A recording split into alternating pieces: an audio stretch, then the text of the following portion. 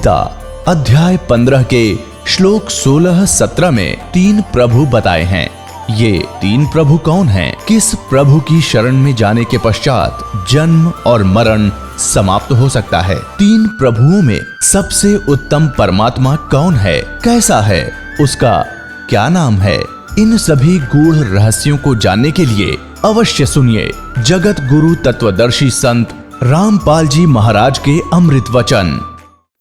अब यह भी साफ बता दिया है कि हमारे सूक्ष्म वेदना जो जानता है ना, हम एक हैं कि 2 हैं, वो है बुद्धिमान व्यक्ति, और वो तो फिर संसार से पार हो ही जाएगा जिसने योग ज्ञान हो गया। अब फिर क्या बताती है? मैं शक्ति रूप धारण करके पराक्रम करती हूँ। गौरी, ब्राह्मी, रौद्री, वराही, वैष्णी, शिवा, वारुणी, कावेरी, नृसिंही, वासवी आदि सभी मेरे रूप हैं। विभिन्न कार्यों के उपस्थित होकर मैं उन देवियों के भीतर अपनी शक्ति स्थापित करके मैं सारी व्यवस्था करती हूँ। हाँ, उस देवी के निमित्त बना लेना मेरा स्वभाव है। अब 128 पृष्ठ पर देखिएगा। यहाँ कह रहा विष्णु जी कह रहे हैं कि इस प्रकार मुझे आज्ञा देकर प्रसन्न वंदना भगवती जगदम्बा ने भगवान विष्णु से कहा, विष्णु, मन को मुग्ध करने वाली ये लक्ष्मी महालक्ष्मी को लेकर अब तुम भी पधारो, यानी जाओ। यह सदा तुम्हारे वक्ष स्थल में विराजमान रहेगी, इसमें कंचित संदेह नहीं। विष्णु जी तई दे दी लक्ष्मी, तू जा बेटा ले जा। आगे देखो, देवी ने कहा, शंकर, मन को मुग्ध करने वाली यह महाकाली गौरी नाम से विख्यात है, तुम इसे अपनी पत्नी रूप से स्वीकार करो। कैलाश की रचना करके वहीं रहो और उसके साथ सुख पूर्वक आनंद करो। तुम्हारी लीला में तमोगुण प्रधानता रहेगी। अच्छा, आगे देखो, 129 पृष्ठ पे हम पढ़ रहे हैं। यहाँ आगे, यों सृष्टि क्रम अपने संक्षेप में तुम्हें बतला दिया, और महानुभाव देवताओं, अब मेरा कार्य सिद्ध करने के लिए विमान पर बैठकर तुम लोग शीघ्र पधारो, यानी जाओ। और कोई कठिन कार्य उत्पन्न होने पर जब तुम मुझे स्मरण करोगे, मैं सामने आ जाऊंगी। देवताओं, मेरा तथा सनातन परमात्मा का ध्यान तुम सदा करते रहना चाहिए। तुम हम दोनों का स्मरण करते रहोगे तो तुम्हारे कार्य सिद्ध होने में किंचित मात्र भी संदेह नहीं।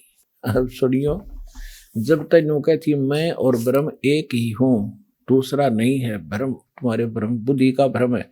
अर्ब यूं कहे, मेरा और उस ब्रह्म का, सनातन परमात्मा को, सनातन ब्रह्म का ध्यान दोनों करते रहियो। जब हम दोनों का स्मरण करोगे तो हम थारा कोई कार्य नहीं अड़ेगा। होगे दो, ये छुपाने की चेष्टा करते हुए भी ये सच्चाई को छुपा नहीं सके। अब देखिए, हम दोनों का स्मरण करते रहोगे तो तुम्हारे कार्य सिद्ध होने में किंचित मात्र भी संदेह नहीं रहेगा। ब्रह्मा जी कहते इस प्रकार कहकर भगवती जगदम्बा ने हमें विदा कर दिया। उन्होंने शुद्ध आचरण वाली शक्तियों में से भगवान विष्णु के लिए महालक्ष्मी, शंकर के लिए महाकाली और मेरे लिए महासरस्वती को पत्नी बनने की आज्ञा दे दी। अब हम उस स्थान से हम चल पड़े और दूसरे स्थानों पर हम तीनों के पुरुष रूप में प्रतिष्ठा हुई। हो गया क्लियर? अब एक बात और सोचने की है, यहाँ निष्कर्ष ये निकालना है कि जब ब्रह्मा विष्णु महेश का इनकी माँ ने ब्याह कराया, ना कोई बाती था ना बराती था, ना कोई डीजे बजानिया था, ना कोई जलेबी तारनिया था। ले बेटा, यह तेरी पत्नी और तुम इसका पति, जाओ अपना घर बसाओ। तो ये बकवाद तो हमने शुरू कर दी, ये बेतुकी है। हमने अब फिर से अपने ढांचे को बदलना पड़ेगा ताकि हम अपना जीवन ढंग से जी सकें। तो आज का जो सत्संग था, परमात्मा ने 600 वर्ष पहले बताया था, धर्मदास ये जग बोरा ना, कोई न जाने पद निर्वाणा। यही कारण मैं कथा पसारा, जग से कहिए वो राम नियारा। यही कथा जग जीव सुनावो, सब जीवों का भरम नसाओ। अब मैं तुमसे कहूँ चिताई, त्रिदेवन की उत्पत्ति भाई। माँ अष्टंगी पिता निरंजन, ये जमदारुण वंशन अंजन। पहले कीन निरंजन राई, पीछे से माया उपजाई। माया रूप देख अति शोभा, देव निरंजन तन मन लोभा। निरंजन कीन्हे भोग विलासा, माया को रही तब आशा। 3 पुत्र अष्टंगी जाए, ब्रह्मा विष्णु शिव नाम धराए। और तिनके सुत हैं तीनों देवा, ये अंदर जीव करते हैं सेवा। गुण तीनों की भक्ति में, ये भूल पड़ो संसारे। कहे कबीर निज नाम बिना, तुम कैसे उतरो पारे। 3 देव की जो करते भक्ति, उनकी को देना होवे मुक्ति। धर्मदास जी को परमात्मा ने ये सारी कहानी सुनाई। शेष कथा फिर सुनाएंगे, क्योंकि ये तो अमर कथा है, इसका तो वार पार नहीं है। और इस आनंद आएगा पुण्यात्मा, कुछ दिनों में आपके रोम रोम खड़े हो जाया करेंगे यह कथा सुन सुनकर, भगवान की सच्ची कथा।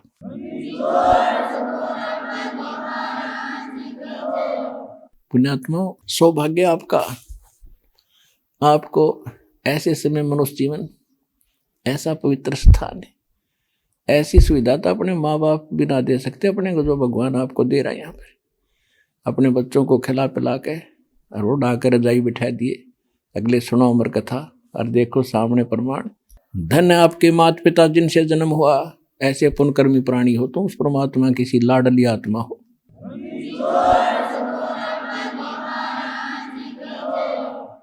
ब्रह्म पिता परमात्मा पूर्ण ब्रह्म, सर्व सृष्टि रचनहार कबीर परमेश्वर जी की असीम रजा से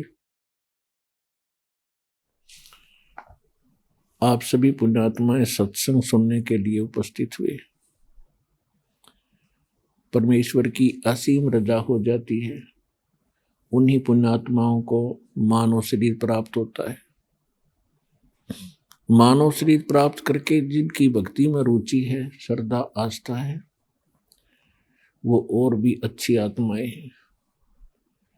और परमात्मा की तड़फ में भटक रही उन आत्माओं को सत्संग मिल जाता है, सतगुरु मिल जाता है, सच्चा मार्ग मिल जाता है, तो वो पुण्यात्माएं परमात्मा की विशेष लाडली होती हैं। आप सभी पुण्यात्माएं उन तीसरे प्रकार की उत्तम आत्माओं में से हो, जिनको मानव शरीर प्राप्त है, परमात्मा की तरफ में भटक रहे थे, आपको सत्संग मिला, सच्चा नाम मिला, सच्चा ज्ञान मिला। तो सत्संग मिलने से, सतगुरु मिलने से जीव का उद्धार होता है, मनुष्य जीवन सफल होता है। सत्संग में आने से प्राणी को ज्ञान होता है, मेरा यहाँ मनुष्य जीवन प्राप्ति का क्या उद्देश्य है और किस उद्देश्य को लेकर मैं जी रहा हूँ। जो क्रियाएं, साधनाएं और जो संपत्ति में एकत्रित कर रहा हूँ, ये मेरे साथ कितने समय तक रहेंगी। सत्संग में आने से ही आत्मा सतर्क होती है। सत्संग से पता चलता है कौन से कर्म करने चाहिए, कौन से ना करने चाहिए। जब तक हम सत्संग नहीं सुनते तो हम अपने अपने प्रत्येक कार्य को ठीक मानकर कर रहे होते हैं। चाहे कोई शराब पी रहा है, चाहे कोई रिश्वत ले रहा है, चाहे कोई मिलावट कर रहा है, और कितने झूठ कपट करके ठगी चोरी करके वो अपना काम कर रहा है, उसको वो उत्तम मान रहा है, श्रेष्ठ मान रहा है, सही मान रहा है। सत्संग के अंदर परमात्मा का विधान बताया जाता है, और उस विधान का जो उल्लंघन करता है उसको क्या सजा मिलती है, उसको कितना दंड मिलता है, ये भी परमात्मा के विधान में लिखा हुआ है, वो सत्संग के अंदर बताया जाता है।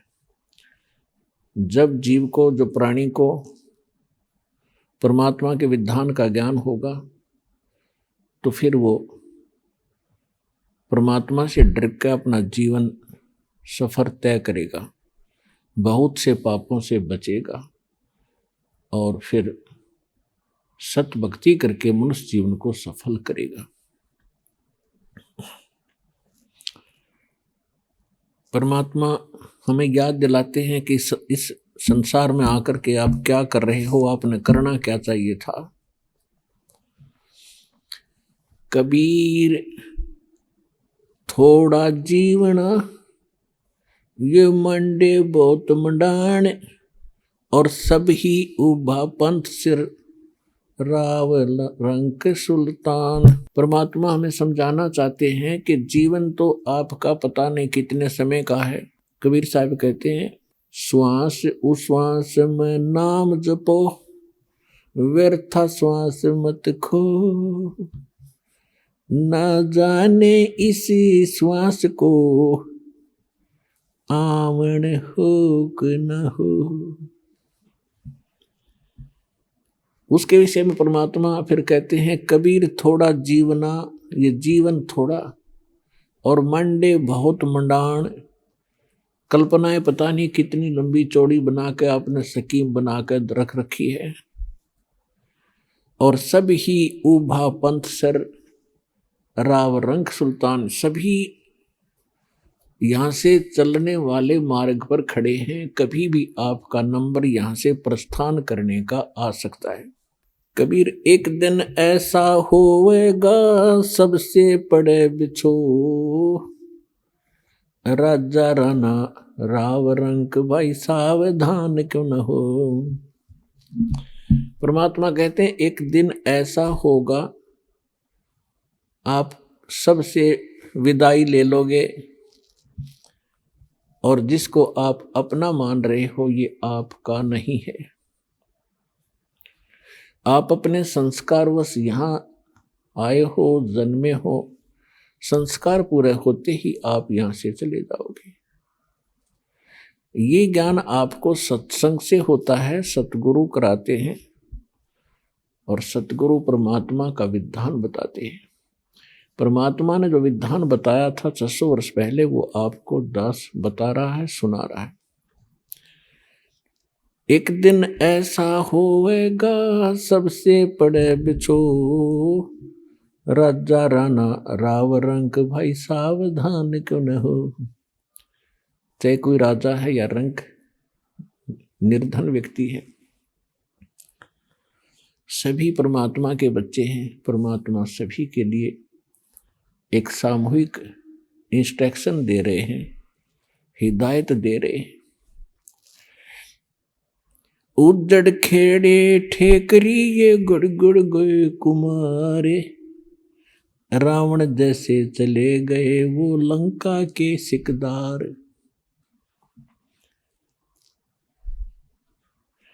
ऊंचा दिखे धौलरा ये मंडी चिती पोले, एक हरि के नाम बिना यू काल मारा रोड़े।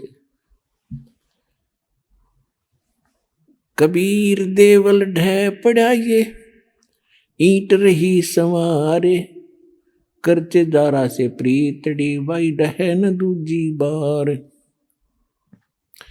कबीर कहाँ चनाव है मैडिया, ये लंबी भीत उसारे, घर तो 3.5 हाथ बाई गणा तपोने 4। परमात्मा हमें याद दिलाते हैं कि तू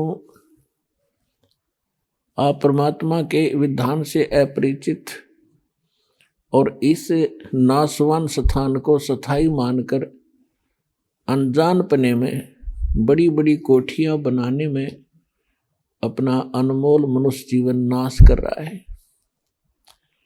कहते हैं कहाँ चुनाव है मैडिया कोठियां, और लंबी भीत उसार, लंबी लंबी दीवार खींच रखी थी।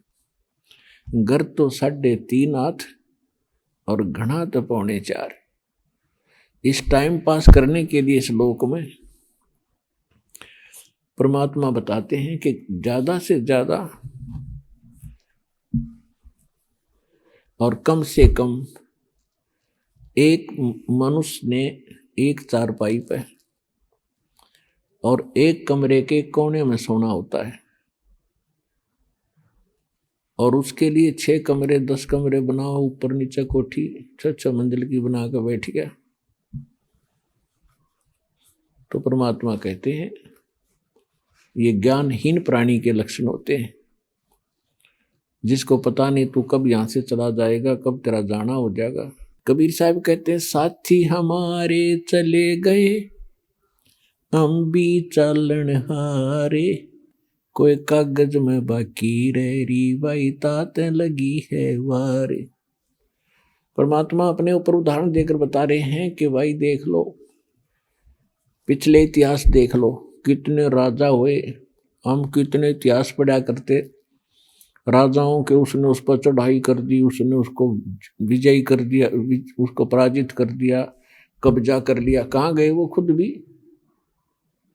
कितनी सेनाएं मरवाई, कितने पाप किए एक राज्य प्राप्ति के लिए, और कितने दिन राज्य किया। अब क्या होंगे वो बने हुए, ये परमात्मा के विधान से उनकी जानकारी होती है।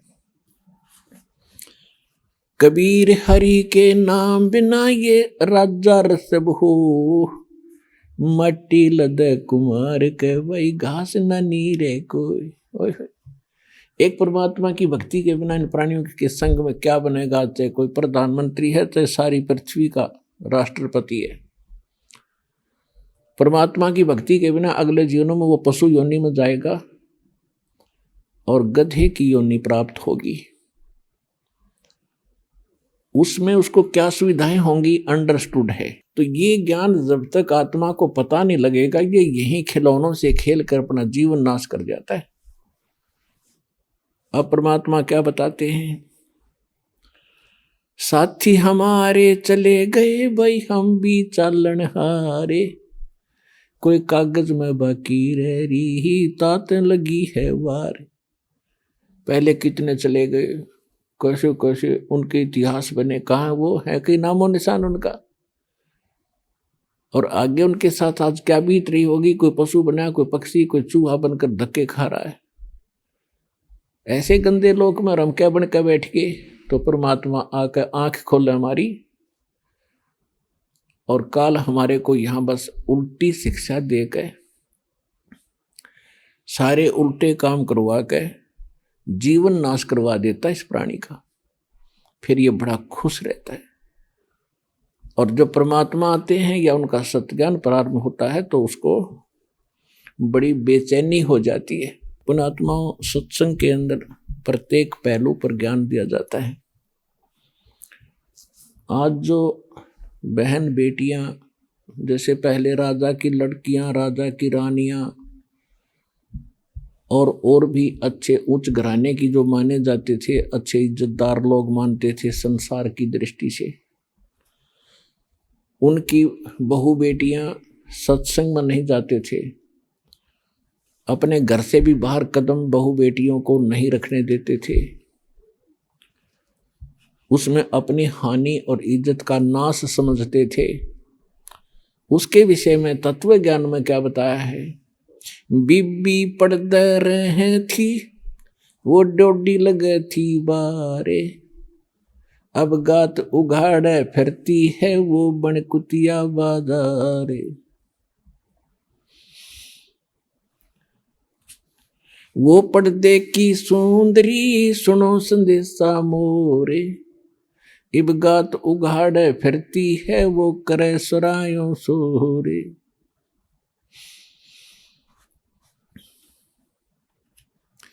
नक बेसर नक पे बनी व पैर थी हार हमेल, सुंदरी से कुतिया बनी अब सुन साहेब के खेले। पुणात्माओं, ये विचार करण की बातें हैं। ये परमात्मा का दिया ज्ञान है, किसी डूम बाट के गीत नहीं कि उसने वैसे ही बकवाद कर दी होंगी। ये 100% सत्य है। हमें ज्ञान नहीं था, इसलिए हम इनसे दूर होकर अपना जीवन नाश कर ही रहे थे। अब हमें सतर्कता की घनी आवश्यकता है। अब क्या बताते हैं कि जो वो बहू बेटियां सत्संग में गई नहीं, संतों से संपर्क उनका हुआ नहीं, जो राजा की रानियां काजू किशमिश के युक्त खीर और हलवे बना कर खाया करती थी, बांदियां नौकरानियां बनाती थी और उनको खाती थी और जूठा छोड़ती थी, उनके जूठे को फिर नौकरानी और उनके परिवार खाया करते थे। ये पिछले जन्म के पुण्य थे उन पुण्य आत्माओं के, जिस कारण से उनको ऐसी सुविधा प्राप्त हुई। वो राजा के घर ब्याही गई, राजा के घर पैदा हुई। पिछले पुण्य थे, पिछली बैटरी चार्ज थी। भविष्य में सत्संग ना मिलने से, सतगुरु ना मिलने से, सच्चा नाम ना मिलने से, सत्साधना ना मिलने से वो अपना इन्वर्टर डिस्चार्ज करके चली गई। यानी सभी पुण्यों का नाश करके वो अपना हाथ झाड़ कर चली गई। उस समय तो उसकी इज्जत थी कि घर से बाहर ना निकल जा, और पर्दों में रखा करते थे एडी से लेकर चोटी तक, कहीं हमारी बहन बहू बेटियों का हाथ भी किसी को दिखाई ना दे जा, इसमें इज्जत मानते थे। परमात्मा कहते हैं वो तो बात आपकी ठीक है, लेकिन भक्ति नहीं करी, आगे क्या बना उस इज्जत के साथ। वह कुतिया बनकर और पूछड़ ठाए घूम रही है उस गली के अंदर, अब कहाँ गई वो इज्जत। तो पुण्यात्माओं, हम जितना भी काल ने हमें यहाँ शिक्षा दी है वो केवल नाश करने की दी थी, जीवन नष्ट करने की दे रखी थी। अब परमात्मा की इस ज्ञान की रोशनी से हमें पता हुआ लगा कि अब मनुष्य जीवन प्राप्त करके प्राणी और अपनी अकड़ में, इस मान बढ़ाई में और लोक लाज में जीवन नाश कर देता है, उसके आगे उसके साथ बहुत बुरी बनती है। अब क्या बताते हैं, वह बीबी पड़दा रहे थी और ड्योडी लगे थी बाहर, आगे सामने कई कई पहरेदार खड़े रहा करते थे, कोई व्यक्ति वहां तक पहुंच ना जा। अब कहते हैं गा तू गाड़े फिरती है वह बन कुतिया बाजार, वो पर्दे की सुंदरी सुनो संदेशा मोर, अब गा तू गाड़े फिरती है वह करे सराय वसोर। कुतिया बनकर धर्मशाला के सामने बैठी है, पहले महलों में रहा करती थी वह इज्जत, आज गली में घूम रही है। आती थी धर्मशाला में, आते थे खाना खाते थे, और वो रानी कुतिया बनकर एक टूक के लिए इंतजार कर रही है, खाने वाले के मुंह की तरफ देख रही है कब टूक तेरी तरफ डाले। और टूक रोटी डाल दी छोटा मोटा टुकड़ा तो 10 ग्राम रेत साथ खा रही है वो। तो पुण्यात्माओं कलेजा हिल जाना चाहिए। परमात्मा का दिया ज्ञान है, हमने मनुष्य को भी भक्ति की आवश्यकता है और बहन बेटियों को भी परमात्मा की आवश्यकता है, और सबको बराबर का शरीर मिला है, एक जैसी मिट्टी है, एक जैसा परमात्मा ने दिमाग और व्यवहार दिया है। दोनों ही भक्ति करना चाहिए। अपने बच्चों को साथ लावे, अपनी बहन बेटियों को साथ लाए, परमात्मा से जोड़ दे, फिर परमात्मा का उनका रक्षक हो जाएगा। तो हम भक्ति ना मिलने से, सत्संग ना मिलने से, हम अपनी सूझबूझ से जितनी अटकलबाजी हमने की वो सारी विपरीत की।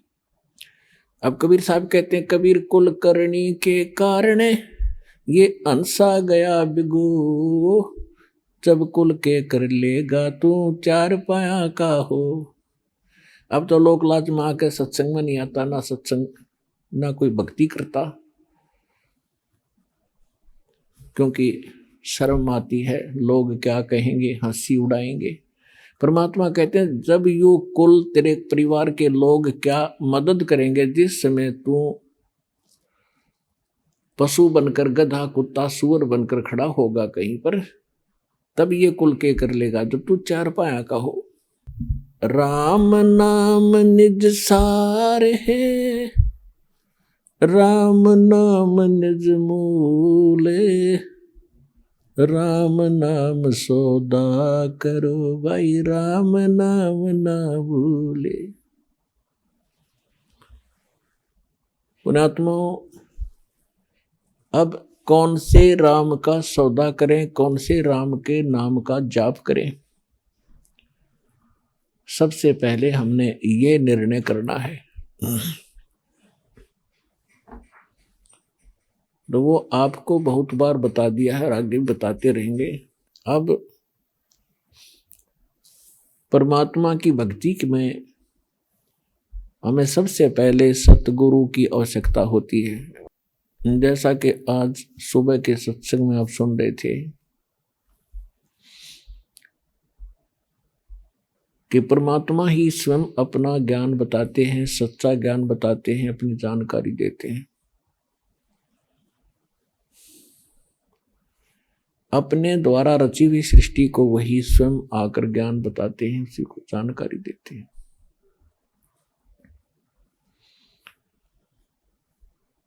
परमात्मा चारों युगों में आते हैं। सतयुग में परमात्मा सत सुकृत नाम से आए थे। त्रेता में मुनिंद्र नाम था परमेश्वर का, और एक ऋषि रूप में दोनों युगों में वो रहे। बहुत सी पुण्यात्माओं को मिलते रहे, उनको तत्व ज्ञान से परिचित भी कराया, लेकिन समस्या यही अड़ी रही कि जो अक्षर ज्ञान युक्त थे ब्राह्मण वर्ग, उनकी महिमा घनी थी। आम जनता उनको एक देवता माना करती थी, और वो सत्य को जानबूझ कर स्वीकार नहीं करना चाहते थे, क्योंकि वो प्रभुता की भूख थी। तो कबीर परमात्मा कहते हैं, राज तजना सहज है, सहज त्रिया का ने, और मान बढ़ाई ईर्षा दुर्लभ तजना ये। और इनके तजे बिना भगवान मिले नहीं। तो परमेश्वर प्रत्येक युग में आए हैं, और द्वापर के अंदर वो करुणामय नाम से प्रसिद्ध हुए, और कलयुग में वो परमात्मा कबीर नाम से आए। और ये कबीर नाम परमात्मा का वास्तविक नाम है। बाकी अन्य वो अपने नामांतर करके प्रत्येक युगों में आते हैं, लेकिन कलयुग में हम इतने पापग्रस्त हो जाते हैं, हमारे पुण्य कति समाप्त हो जाते हैं, इसलिए परमात्मा यही नाम लेकर आते हैं। और परमात्मा का नाम बार बार बोलने से वैसे भी आत्मा पवित्र होती है। तो इस प्रकार परमात्मा ने बताया है कि चारों सतयुग में सत सुकृत कह टेरा, त्रेता नाम मुनिंदर मेरा, द्वापर में करुणा में कहाया, कलयुग नाम कबीर धराया। जब कलयुग में परमात्मा आए, संवत 1455, सन 1398, संवत 1455 ज्येष्ठ सुदी पूर्णमासी, जेठ उतरते की पूर्णमासी को दिन में सुबह, यानी सुबह सुबह ब्रह्म मुहूर्त में सूर्य उदय होने से लगभग 1.5 घंटा पूर्व के समय को ब्रह्म मुहूर्त कहते हैं। तो पुण्यात्माओं, परमात्मा कहते हैं, जो जन मेरी शरण है, ताका हूं मैं दास, गेल गेल लाग्या फिरूं, जब तक धरती आकाश।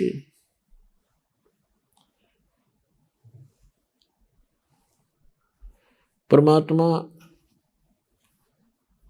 जब सतयुग के अंदर आए थे,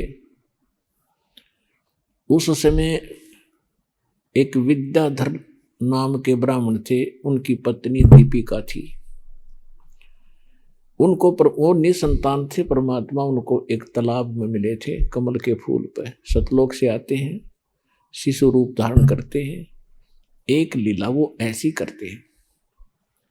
तो उस समय ब्राह्मण के घर जन्म होने से, ब्राह्मण के घर परिवर्तन होने से वो ऋषि कहलाए। त्रेता युग में फिर वही ब्राह्मण और ब्राह्मणी वेद विज ब्राह्मण हुआ, और सूर्या वो दीपिका वाली आत्मा हुई। परमात्मा फिर उनको मिले। आगे चल के फिर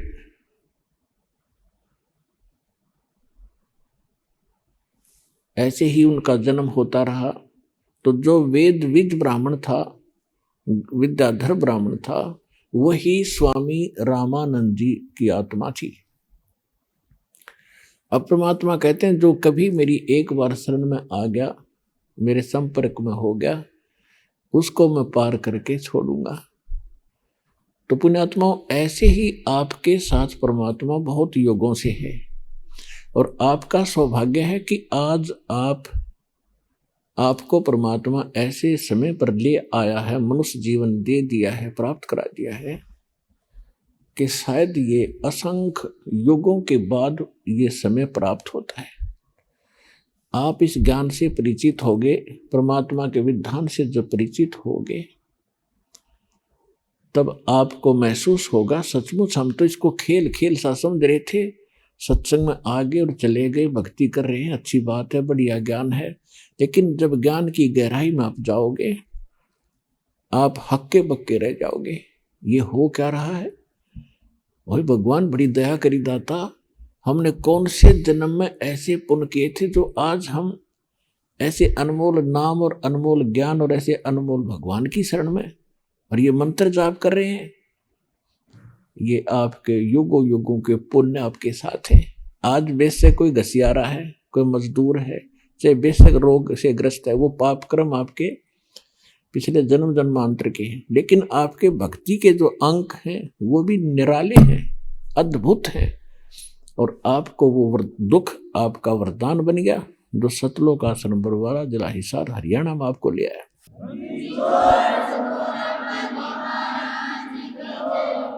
और परमात्मा कहते हैं उस सुख के माथे पत्थर पड़ो, इसे सुख के आग लगा जिस तो भगवान की भूल पड़े।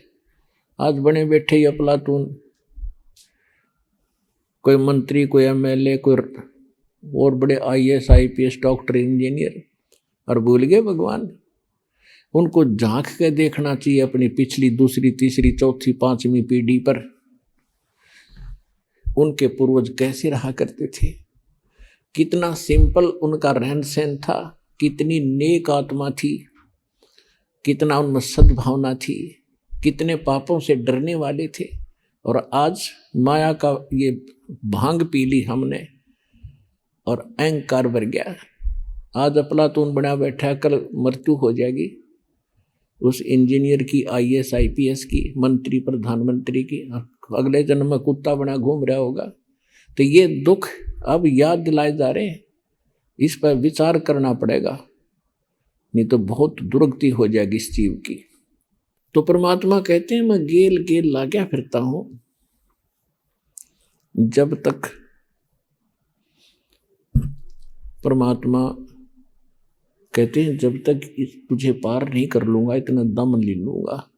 तो आपका तो वो समय आ गया, आप इनका पार हो जाओगे। परमात्मा का बहुत सा काम घट गया, आपके साथ योगों से भटक रहे हैं। 600 वर्ष पहले आए थे परमात्मा और 64 लाख शेष हो गए थे कबीर भगवान के, 64 लाख शेष। एक धानक के, एक जुलाहे के, एक झोंपड़ी में रहने वाले मजदूर के, और 64 लाख शेष हो जाना, जिसको आज हम एक भगत और संत कह के उसकी फाइल क्लोज कर रखी थी हमने। इन नकली आचार्य और शंकराचार्यों के अज्ञान के आधार से हम लाल को कौड़ी में डालकर, कुर्डी में डालकर, लाल को कुर्डी में फेंक रखा था कूड़े में, और कौड़ियों की गठड़ी बांध रखी थी, बैंक बैलेंस बना रखा था। वह भूल थी, अब वो भूल मिटेगी। तो पुण्यात्माओं, जब परमात्मा द्वापर युग में आए थे, उस समय एक सुपच नाम के, सुदर्शन नाम के एक वाल्मीकि थे, और परमात्मा को एक वाल्मीकि दंपत्ति जो निसंतान था, वो वैसे उसको उठा लाए थे। परमात्मा ने शिशु रूप धारण कर किया था, और कमल के फूल पर वो विराजमान होते हैं। प्रत्येक युग में एक लीला वो ऐसी करते हैं। उनका नाम, उसके वाल्मीकि का नाम था भिक्खु, उसकी पत्नी का नाम था गोदावरी। और सुदर्शन के जो माता पिता थे, वो उन्होंने परमात्मा का नाम नहीं ग्रहण किया था। जब परमेश्वर द्वापर युग के अंदर एक लीला कर रहे थे, सुदर्शन को यह बात समझ में आ गई थी सुदर्शन जी कौन थे? वो सुदर्शन वो थे, सुपथ सुदर्शन, जिन्हों के बारे में हम सुना करते थे कि पांडवों ने एक अश्वमेध यज्ञ किया था, उनका यज्ञ संपूर्ण नहीं हुआ था और सुपच नाम के एक भगत ने, सुदर्शन सुपच ने वो यज्ञ पूर्ण की थी। तो वो सुपच सुदर्शन परमेश्वर कबीर जी के शिष्य थे और परमात्मा कबीर जी ही उस अपने भगत की इज्जत रखने के लिए उसका रूप बना के पांडवों की यज्ञ में गए थे और तब उनका शंख बजाया था। आज का जो विषय है, हम कुछ और विषय पर आपको सत्संग सुनाने जा रहे हैं, इसको विस्तार से नहीं बताएंगे। तो ऐसे भक्त थे वो। सुदर्शन जी को परमात्मा का ज्ञान 100% समझ में आ गया था, समर्पित हो गए थे, लेकिन उनके माता पिता इस बात को स्वीकार नहीं कर रहे थे। सुदर्शन के माता पिता की मृत्यु होगी। सुदर्शन को जब सतलोक जाने का समय आया तो परमात्मा ने पूछा, क्यों भक्त सतलोक जाना चाहते हो? कहने लगा, महाराज आपकी बिल्कुल तैयार है, आपने ज्ञान ही ऐसा दे दिया, यहाँ कुछ रखा ही नहीं है। तो परमात्मा ने कहा कि एक देख ले भाई, किसी में तेरी आस्था तो नहीं है। तो उस समय सुदर्शन भक्त ने कहा, परमात्मा मेरी कोई आस्था नहीं है, आपने ज्ञान ऐसा दे दिया कि तो एक दिन छोड़ना पड़ेगा, चाहे लाख वर्ष जीवन रह ले तो भी एक दिन मृत्यु होगी। इस संसार में रखा क्या है? लेकिन मेरे मन में एक बात रह कर कुचेट रही है, मेरे को परेशान कर रही है कि मेरे माता पिता बहुत ही नेक आत्मा थे और दुर्भाग्य उनका रहा कि वो भगवान को पहचान नहीं सके। आपने भी बहुत उनसे विनय करी, दीक्षा लेने की, और मैंने भी जी तोड़ प्रयत्न किया अपने माता पिता से प्रार्थना करके नाम लेने की, परंतु उन्होंने दीक्षा ना दी। हे परमात्मा, मेरी एक हार्दिक इच्छा और प्रार्थना है कि उन पुण्यात्माओं को किसी जन्म में अवश्य ग्रहण करना, शरण में लेना दाता, जब उनका मनुष्य जीवन हुआ हो। मेरी यही एक तमन्ना है। परमात्मा ने सोचा कि अभी बच्चा कच्चा है, जहां आशा तहां बासा हुई, माता पिता में ममता है और ये पार नहीं हो सकता जब तक इच्छा आपकी रहेगी संसार की। ठीक है, भक्ति जो कर रहे हो ये आपका बैंक बैलेंस बन रहा है, इसमें कोई शक नहीं, बहुत पूंजी इकट्ठी हो रही है भक्ति धन की, लेकिन पार नहीं हुए तो फिर यही रह जाएंगे। और तो इस कमाई का करेंगे क्या? फिर कभी स्वर्ग में जाएंगे, राजा बन जाएंगे, कोरे कर्म बिगाड़ेंगे अपना कर्म फोड़ के, और फिर पृथ्वी पर ऐसे ही निर्धन बनकर घूम रहे होंगे। तो परमात्मा ने सोचा कि ये जीव इतना पुण्यात्मा है, फिर भी इतना ज्ञान समझाने के बाद भी आज माँ बाप के चक्कर में यो फिर फंस गया। तब परमात्मा ने कहा, बेटा तू निश्चिंत होकर जा यहाँ से, मैं प्रतिज्ञा करता हूँ तेरे माता पिता को मैं अवश्य पार करूँगा, जन्म चाहे उसके कितने लग जाइयो, मैं उनको पार करूँगा भाई। तब सुदर्शन को विश्वास हुआ कि जो परमात्मा ने बोल दिया वो फाइनल है। तब वो सतलोक जाने के योग्य हुआ। और ये स्थिति तो उस व्यक्ति की है जिसके संग में भगवान रोज रहा करते थे। तो पुण्यात्माओं, आपको उनको विश्वास इतना नहीं हो पा रहा था कि सचमुच गॉड है, परमात्मा है। तो दास का उद्देश्य ये है कि आपके हृदय में सबसे पहले ये जचा दूं कि कबीर इज गॉड। जब परमात्मा भगवान कबीर साहब परमात्मा है तो फिर बात ही खत्म है। उनके सारे ज्ञान सही, उनका विधान सही, उनकी जो साधना बताई वो भी श्रेष्ठ होगी, और जो उन्होंने स्थान बताया वो भी सच्चा पावेगा, सत्य मिलेगा। तो सुदर्शन जी के जो माता पिता थे वो अगले जन्म में ब्राह्मण और ब्राह्मणी के घर, ब्राह्मण के घर जन्म हुआ। दोनों का पुनः संयोग पति पत्नी का हुआ, उनके बच्चे फिर भी नहीं थे। इससे पहले भी उनके एक दो जन्म हो चुके थे, लेकिन हम शॉर्ट में बताएंगे आपको, संक्षिप्त में जो हमने आवश्यक है। तो काशी के अंदर उनका जब जन्म था, गौरी शंकर सुपच के सुदर्शन के माता पिता का नाम था और सरस्वती उसकी मां का, यानी वही आत्माएं थी गौरी शंकर और सरस्वती। ब्राह्मण थे, बहुत ही नेक आत्मा थे, भगवान शिव के पुजारी थे और भगवान शिव की जो शिव पुराण की कथा करा करते थे और निस्वार्थ भाव से कथा करते थे, किसी को मिसगाइड नहीं करते थे। और कथा करने से जो भी उनको उपार्जन होता था, धन प्राप्त होता था, उसमें से अपना निर्वाह भी करते थे और शेष बचे हुए को पुण्य में लगा देते थे। संग्रह संचन नहीं करते थे, जिस कारण से वहां की जनता, आसपास की जो श्रोता होते थे, उनके अंदर उनकी आस्था घनी होगी, वो बहुत ही महिमा के पात्र बने।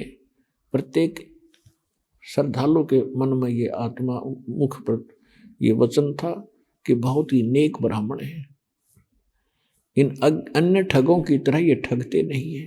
अन्य ब्राह्मण जो कहते थे तुम्हारे पितर रुष्ट हो गए, 500 कपड़े दो, ऐसे श्राद्ध कराओ, 11 रुपये दो, ऐसा कर देंगे तुम्हारा, ऐसा कर देंगे, कहते ये ऐसा नहीं करती।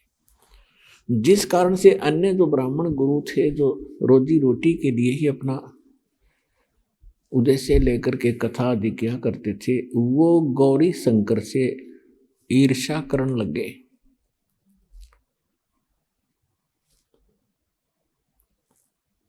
कि इसने तो हमारा रोजगार ही बंद करने को जा रहा है।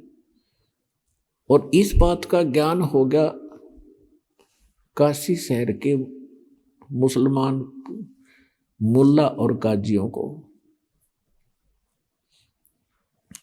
तो उन्होंने दाव लगाया कि जो अन्य ब्राह्मण गुरु हैं वो तो इसके साथ नहीं, और जनता विशेषकर धर्म गुरुओं के साथ ही होती थी, और जैसा भी वो हमें मिसगाइड कर देते थे, हम मरने मारने को तैयार हो जाते थे। तो इस बात का उन्होंने दाव लगाया, गौरी शंकर को और सरस्वती को जबरदस्ती मुसलमान बना दिया कि ये हिंदू धर्म का घना प्रचार कर रहे हैं, इसलिए इस पर बैन लगा दें। ऐसा ही हुआ। जो ही उन्होंने मुसलमान पीरों ने, मुल्ला और काजियों ने गौरी शंकर और सरस्वती के घर पे जाकर अपना जूठा जल छिड़क दिया, उनके मुंह में डाल दिया बाई फोर्स। और बहुत से ब्राह्मण बाहर देख रहे थे। उन्होंने उनका विरोध ना करके सब जगह शोर मचा दिया कि गौरी शंकर मुसलमान बन गया, इसको जाति से बाहर कर दो, इसका भाईचारा बंद, कोई इनसे बात नहीं करेगा, ये मुसलमान हो गया। और गंगा में स्नान, गंगा घाट पे स्नान करना बंद। ऐसा हो जाने से गौरी शंकर सरस्वती के सामने एक बहुत बड़ी समस्या आ गई, रोजी रोटी की। तो उन्होंने क्या किया कि सस्ते से सस्ता कौन सा काम है जो बगैर किसी पैसे से स्टार्ट हो सकता है। उन्होंने जुलाहे का काम शुरू कर दिया। जुलाहे के काम में 4-5 एक डंडे से गाड़ने होते हैं, और उन्होंने वो जुलाहे का काम शुरू कर दिया। वो मुसलमान बना दिए गए, लेकिन अंदर से वो भगवान शिव की पूजा फिर भी कर रहे थे। भले ही वो 5 वर्ष नमाज भी करते थे, लेकिन भगवान शिव को वो भूल नहीं पाए थे। अंदर से उनको अंदर एक विशेष कसक थी। अब उनके संतान नहीं थी, और संतान ना होने के कारण वो बहुत दुखी रहते थे, भगवान शिव से याचना भी करते रहते थे, लेकिन कुछ नहीं बन पा रहा था। अब उन्होंने उनका गंगा के अंदर स्नान करना बंद कर दिया। तो उन्होंने एक इसका अल्टरनेट खोजा काशी शहर से बाहर गंगा का जल वर्षा के दिनों में, जब गंगा बहुत ऊपर से भरकर चलती है, किनारों को छूती हुई, तो लहरों के द्वारा उछलकर कुछ जल गौ घाटों के ऊपर से और बाहर मैदान के अंदर एक गड्ढे में इकट्ठा हो जाता था और बहुत बड़े सरोवर का रूप धारण कर लेता था। और फिर सारा सीजन, सारा वर्ष उसका जल बहुत निर्मल और पवित्र रहता था। तो गौरी शंकर और सरस्वती सुबह सुबह उठकर प्रतिदिन उस लहर तारा नाम के तालाब में स्नान करने के लिए जाया करते थे। लहर तारा नाम उसका इसलिए पड़ा था कि गंगा की लहरों से उछला हुआ जल वहां एकत्रित होता था, तो लहर तारा नाम से वो प्रसिद्ध हुआ था। उधर से परमात्मा प्रत्येक युग में आते हैं और अपने भगत के उस वचन के आधार से उस नीरू और नीमा को, उनका मुसलमानों ने उनका नाम बदल दिया। गौरी शंकर का नाम रख दिया नूर अली और सरस्वती का नाम रख दिया नियामत। तो हम अपभ्रंश करके उनको नीरू और नीमा कहने लगे। अब हम नीरू नीमा इनको ज्यादा बोलेंगे क्योंकि ये ऐसे ही प्रसिद्ध थे। परमात्मा संवत 1455 ज्येष्ठ सुदी पूर्णमासी को सुबह ब्रह्म मुहूर्त में सतलोक से चलकर आए, एक शिशु रूप धारण किया और कमल के फूल पर विराजमान हो गए। उस समय काशी के अंदर ये भूत पूजाएं, आन उपासनाओं का बहुत जोर था। तो उस समय स्वामी रामानंद जी एक ब्राह्मण, कुछ सुलझे हुए ऋषि थे, उन्होंने भी आकर के वहां कुछ सुधार किया था। उन्होंने 1400 ऋषि शिष्य बना रखे थे। स्वामी रामानंद पंडित जी ने 1400 ऋषि शिष्य बना रखे थे और उनको ज्ञान जो उसने बता था, वो ज्ञान बता रखा था, तो वो सभी प्रचार किया करते थे आसपास के क्षेत्र में।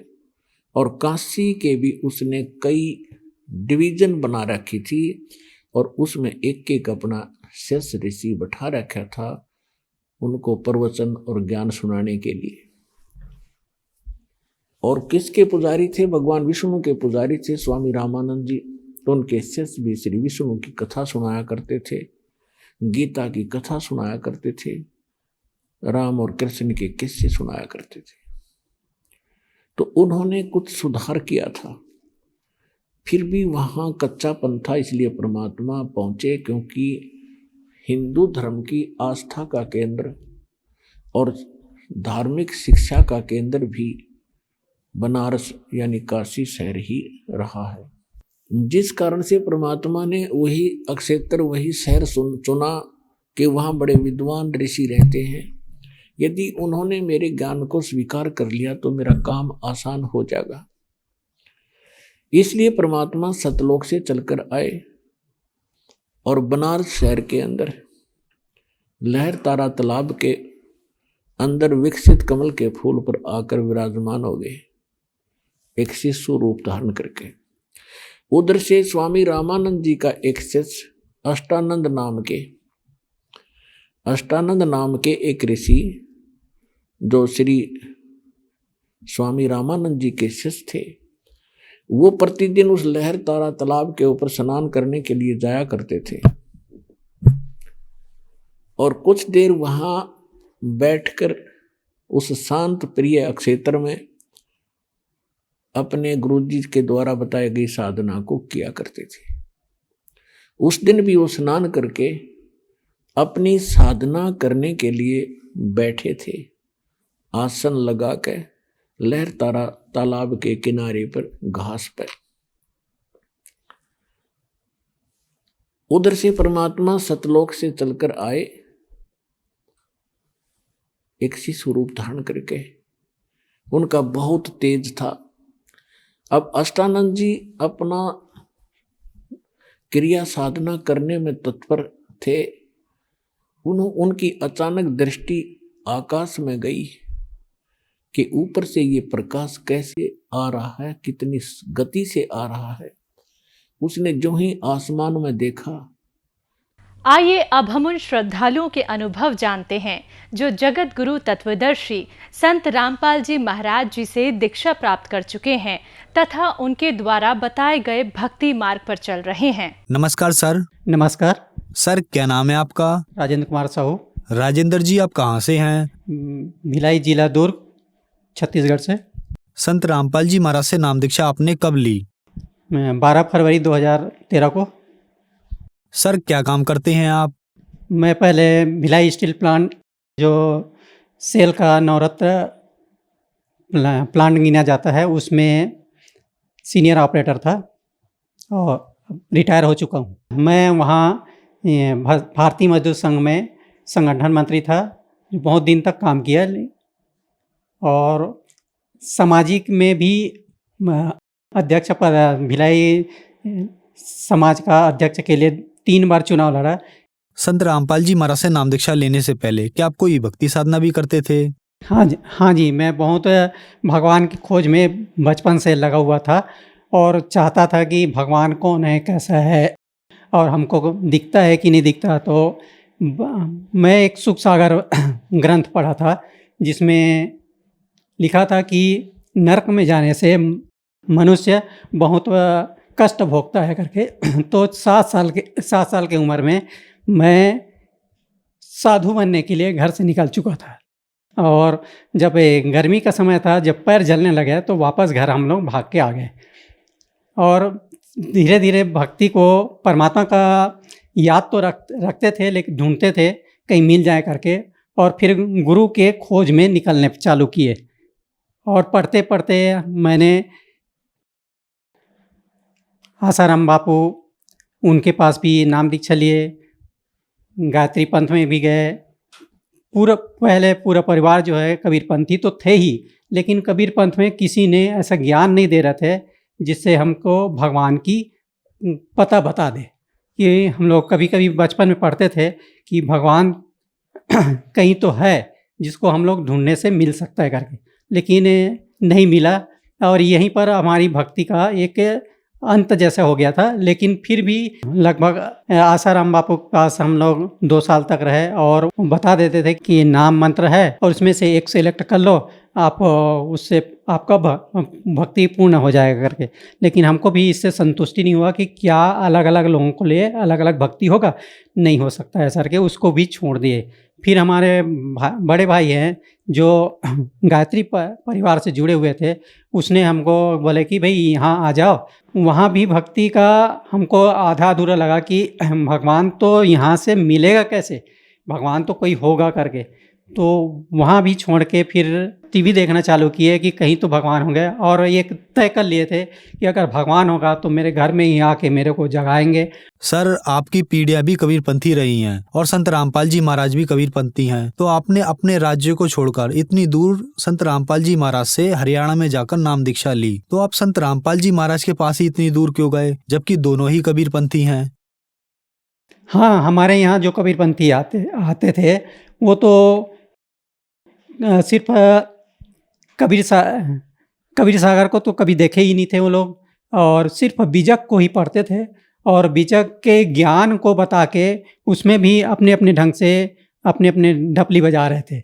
लेकिन संत रामपाल जी महाराज जो है बीजक को तो बताते भी हैं, और कबीर सागर को भी पढ़ते हैं, और अन्य उनके ग्रंथ हैं जो हमारे धार्मिक ग्रंथ हैं, वेद, पुराण, कुरान, बाइबिल, और इनको सारे चीज़ को पढ़ के वो दिखाते हैं, एक एक चीज़ को दिखाते हैं कि बताते हैं कि अपने हाथ से उंगली रख के दिखाते हैं कि ये ग्रंथ में ये चीज़ लिखा है बेटा, और इसका अर्थ ये है, और इसको जाने बिना, हम पढ़े बिना भी ये अधूरा हो जाएगा, इसको आप जानिए, समझिए, और यही एक मूल ज्ञान है करके। सर, संत रामपाल जी महाराज की शरण में जाने के बाद क्या आपको कोई लाभ भी प्राप्त हुए? उनसे तो जाने के बाद तो ये मेरे को ये एक जीवन दान ही मिला, समझो कि मैं साइटिका से पीड़ित था, जिसको डॉक्टर लोगों ने बोल दिया था कि ये लाइलाज है, ये ठीक नहीं होगा और ज़िंदगी भर आप ऐसी झुक के चलते रहेंगे और इससे आपको इसका ज़िंदगी मरने तक ही आपका ये साथ नहीं छोड़ेगा करके। तो ये तो एक प्रकार का मेरे को छोटा सा लाभ तो हुआ, जिसमें मैं आपके सामने खड़ा हूँ और बात कर सक रहा हूँ। और दूसरा तो बहुत ज़्यादा बीड़ी, सिगरेट, तंबाकू सभी तरह के नशा करता था, सिर्फ मांस नहीं खाता था बस, लेकिन ये नशा को उनके शरण में जाने से नशा छूट गया। मेरा जो बीमारी है वो भी ठीक हो गया। साइटिका जब मेरे हुआ था तो मेरे को सेक्टर 9 भिलाई स्टील प्लांट से संचालित होता है नेहरू, और वो रिसर्च सेंटर है जिसमें लोगों ने ये कह दिया था कि वहाँ तो ये रिसर्च सेंटर है, और डॉक्टर लाल जो है वो ये बोल दिया था मेरे को, अपने चेंबर में बुला के बोला था कि साहू जी ये तो लाखों में एक केस होता है जिसमें आपको हुआ है, जिसको सेकाई करने से आप बेंड हो गए करके, नहीं तो साइटिका जो है ऑपरेशन करने से लगभग ठीक हो सकता है। कुछ तो ठीक होता है, आंशिक रूप से ठीक होता है, लेकिन आपका ठीक होने की कोई संभावना नहीं है। लेकिन ये परमात्मा के मैं शरण में आया था, आने के बाद मेरे को तुरंत ठीक हो गया, जिससे मैं आज चल फिर रहा हूँ और सामान्य ज़िंदगी जी रहा हूँ। एक हमारे रिश्तेदार हैं, उसको पैरालिसिस हुआ था कमर के नीचे से, जो बिल्कुल वो चल नहीं पा रहा था, एक समझो कि मुर्दा की तरह था, जिसको हम लोग बहुत लोग हमारे साथ में मेरे पुत्र है, मेरे साला जी हैं, और मैं हूँ, और मेरे साड़ू जी है, ये सभी लोग हम लोग इसको मुर्दा को जैसे शमशान घाट ले जाते हैं वैसे हम लोग अपने में उस बालक को ले गए, साथ में ले गए। जब वहाँ ले गए तो परमात्मा ने उसको बोला कि बेटा भक्ति कर रहे हो, तो उसने तो उनका तो दिमाग भी ऐसा चढ़ा हुआ था, करता हूँ ऐसा करके ऐसा बोल दिया था, और कितना करूँगा ऐसा बोल दिया था। लेकिन परमात्मा ने बोला कि हंस के बोले बेटा भक्ति करो और मर्यादा में रहो, मर्यादा में रहने से ही मुक्ति होता है और परमात्मा आपको दया करेंगे करके। तब वो धीरे धीरे संत रामपाल महाराज की दया से उसने वो ठीक हो गया। आज वो चल फिर रहा है और एक भिलाई स्टील प्लांट के कंपनी में काम कर रहा है। सर, जो श्रद्धालु आज आपको देख रहे हैं, खास करके कबीरपंथी श्रद्धालुओं को आप क्या कहना चाहेंगे?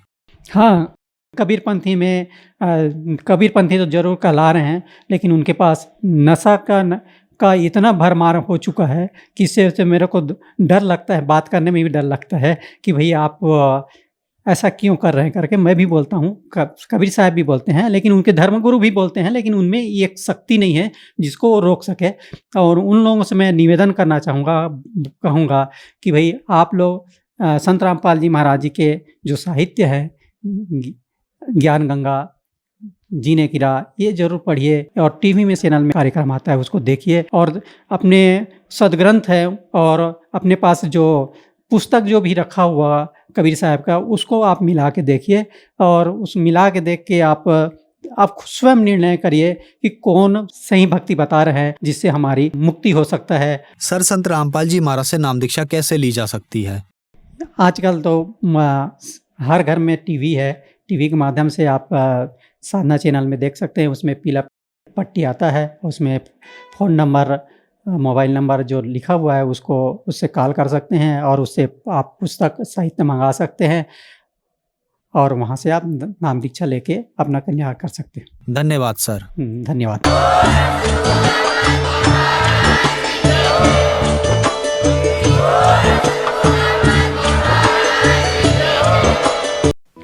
आप सुन रहे थे जगत गुरु तत्वदर्शी संत रामपाल जी महाराज के मंगल प्रवचन। अधिक जानकारी के लिए संपर्क करें।